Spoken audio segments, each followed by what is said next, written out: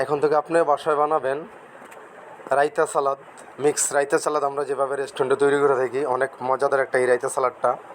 বিরিয়ানিতে খাইতে একদমই পুরাই হিট। প্রথমেই রায়তা সালাদের জন্য একটা শসা কেটে এভাবে জুলিয়ান করে, এরপরে কেটে নেব গাজর জুলিয়ান করে, দিয়ে দেবো টমেটো জুলিয়ান করে, সবগুলো জুলিয়ান করে দিয়ে দেবো। এরপরে দিয়ে দেবো একটা পেঁয়াজ জুলিয়ান করে দিয়ে দেবো।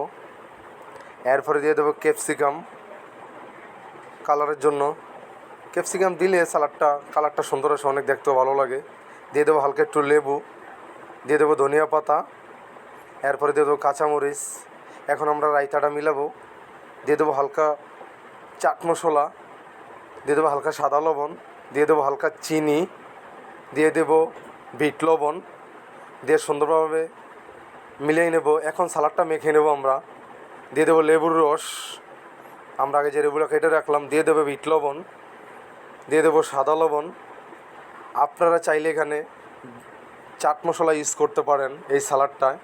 যেহেতু আমি রায়তা যে চাট মশলা দিছি, বাট এখানে আমি আর চাট মশলা ইউজ করলাম না।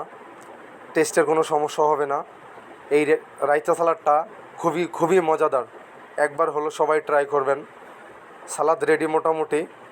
এখন সালাদের উপরে আমরা যে রায়তাটা বানাইলাম, রায়তাটা দিয়ে দেব সালাদের উপরে।